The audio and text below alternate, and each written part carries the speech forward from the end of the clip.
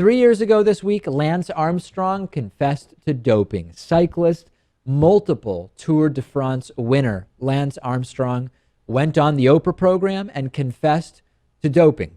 Do we care about Lance? Do we care about cycling? Some people react to these stories, and I think, Lewis, you fall into this category, and say, let them do whatever. Let them do absolutely whatever they want, whatever. We'll just all know they might be taking performance-enhancing drugs, and that'll be it. I mean, why go through the trouble of regulating? And then others who say we need far stricter regulation for these sports, and we should be completely overbearing in terms of analyzing and testing and so on and so forth. Question number one, Lewis. Let's go through it piece by piece.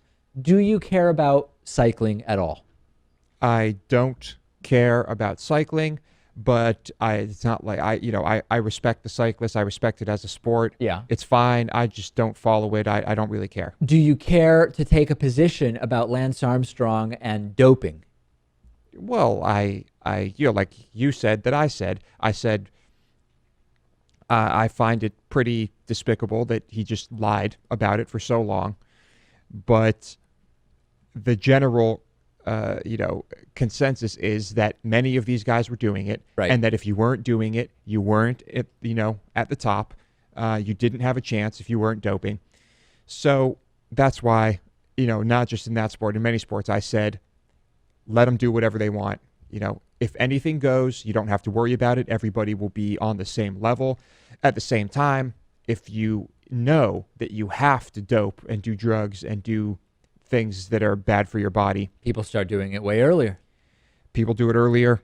It's bad for you. Maybe it's bad for the sport, but you can't regulate it. And this is proof that you're not going to be able to stop these guys and regulate it. The other issue, and I don't know if you saw that documentary, Lewis, I think I recommended it once, about Lance Armstrong.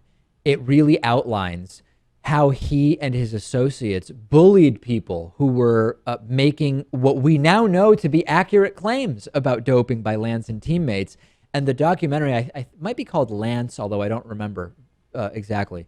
It's a documentary about that. And there are countless people who say, oh, I was saying A, B, or C, or I was threatening to say A, B, or C, or they thought I might say A, B, or C about the doping, and I was bullied and I was harassed. And that is a really dark underbelly to the entire Lance Armstrong doping machine, which was not only was it going on, but there's every indication that there was significant intimidation and bullying going on to keep it quiet.